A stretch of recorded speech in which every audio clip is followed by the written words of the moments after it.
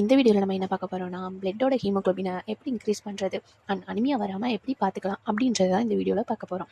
வாங்க வீடியோக்குள்ளே போகலாம்.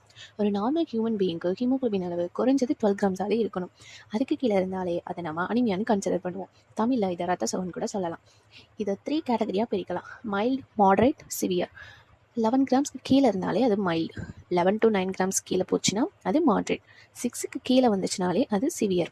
இதனால் உங்களுக்கு வேகமாக இன்ஃபெக்ஷன் ஆகும், ரொம்ப தூரம் நடக்க முடியாது, ரொம்ப நடந்தாலும் மூச்சு வாங்கும் அண்ட் அடிக்கடி தலை சுற்றல் கூட ஏற்படலாம். இந்த ரத்த சோகைக்கு முக்கிய காரணமே நம்ம குடல் பகுதியில் இருக்கக்கூடிய அந்த குடற்புழுக்கள் தான். இதனால் நீங்கள் எவ்வளோ தான் அயன் கண்டென்ட் எடுத்துக்கிட்டாலும் அந்த அப்சார்ப்ஷன் ஆகாமல் அதை எல்லா நியூட்ரியன்ட்டையும் புரிஞ்சுக்கிறது தான் இதோட வேலை. இதுக்காகத்தான் நம்ம ஸ்கூல் படிக்கும்போது 6 months கொஞ்சம் அல்பண்டை சொல்லக்கூடிய டேப்லெட் கொடுப்பாங்க. அது எதுக்குன்னே தெரியாமல் சாப்பிட்ருப்போம், ஆனால் அதை தூக்கி போட்டவும் இருப்பீங்க. இந்த டேப்லெட் புழுக்களை டிவார்மிங் பண்ணுறதுக்காண்டி தான் கொடுக்குறாங்க. இது மூலியமாக நமக்கு அயன் அப்சார்ப்ஷன் நல்லாயிருக்கும்.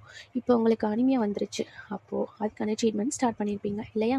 பட் அதை கரெக்டாக பண்ணணும். அது எப்படின்னு கேட்குறீங்களா? ஒன்றும் இல்லை. இப்போ நீங்கள் டேட்ஸ் எடுத்துக்கிறீங்க, பேரிச்சம்பழம், அதில் அயன் இருக்கும். ஆனால் அது மட்டும் கூடாது. அது கூட விட்டமின் சி கண்டென்ட், அதாவது நெல்லிக்காய், கொய்யாப்பழம் அப்படி மாதிரியான விட்டமின் சி கண்டென்ட்டோட எடுத்துக்கிட்டிங்கன்னா நல்லாயிருக்கும். அந்த மாதிரி தான் அயன் ப்ளஸ் விட்டமின் சி சேர்த்து எடுத்தீங்க அப்படின்னா அதோட அப்சார்ப்ஷன் நல்லாயிருக்கும் அண்ட் ஃபுல் நியூட்ரியன்ட்டும் உங்களுக்கு கிடைக்கும். முக்கியமாக கால்சியம் நிறைஞ்ச உணவுகளை அவாய்ட் பண்ணிடுங்க.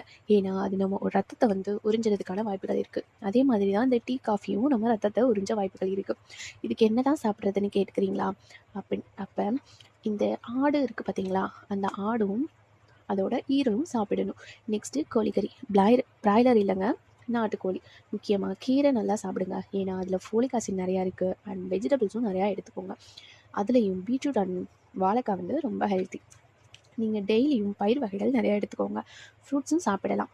மெயினாக லெமன் அண்ட் ஆரஞ்சு அந்த மாதிரி எடுத்துக்கோங்க. முக்கியமாக 6 months ஒன்ஸ் உங்கள் ஹெச்பி லெவலை செக் பண்ணிக்கோங்க. நீங்களும் ஹெல்த்தியாக இருக்கலாம். தேங்க்யூ ஃபார் வாட்சிங்.